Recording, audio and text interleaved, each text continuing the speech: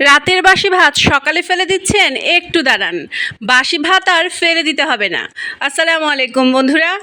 রাতের বাসি ভাত সকালবেলা ফেলে না দিয়ে বরঞ্চ তা দিয়ে বানিয়ে নিন একটি মজাদার আইটেমের স্ন্যাক্স। রাতের বাসি ভাত 2 কাপ নিয়েছি, আর তার সাথে নিয়েছি 1 কাপ সুজি এবং তার সাথে নিয়েছি 1 কাপ পরিমাণ টক দই। টক দইটা আমি খুব ভালো করে ফেটে নিয়েছি। এখন খুব অল্প সামান্য পানি নিয়ে সবগুলো একসাথে ব্লেন্ডারে মিক্স করে নিব।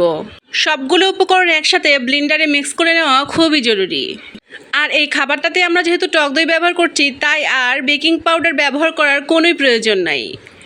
3টা উপকরণই একসাথে দিয়ে তার সাথে আমি 1/2 কাপ পরিমাণ পানি দিয়েছি এবং তারপরে খুব ভালোভাবে ব্লেন্ড করে নিয়েছি।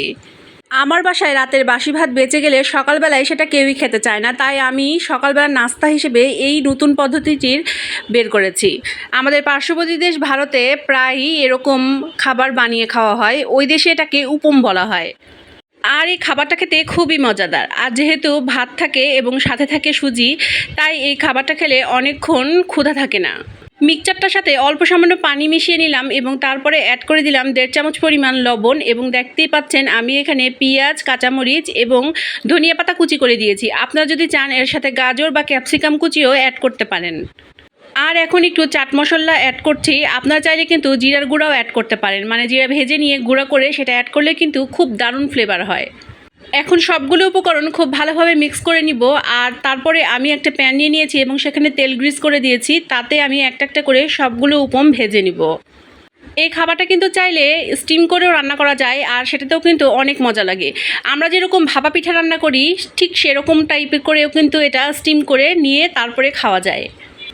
তো আমি একে একে সবগুলো প্যানে দিয়ে দিচ্ছি এবং একটা ঢাকনা দিয়ে ঢেকে নিব।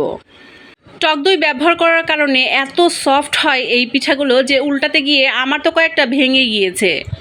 আর আপনাদের যদি খুব নরম হয়ে যায় এই পিঠাটা, সেক্ষেত্রে কিন্তু অল্প সামান্য চালের গুঁড়ো মিক্সড করতে পারেন। তবে আমার চালের গুঁড়ো মিক্সড করার কোনো প্রয়োজন হয়নি।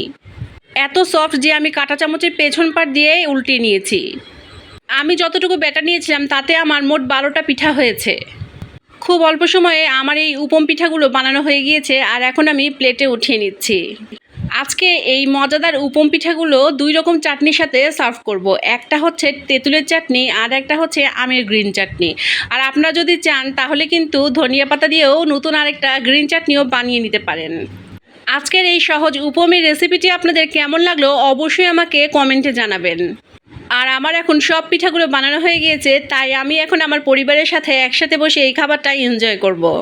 আর এই পিঠাগুলো কেমন হয়েছে তাই আমি আপনাদেরকে একটু ভেঙে দেখিয়ে দিচ্ছি। দেখুন পিঠাগুলো যেমন সফট, তেমনি ভিতরে পুরোটা রান্না হয়ে গিয়েছে।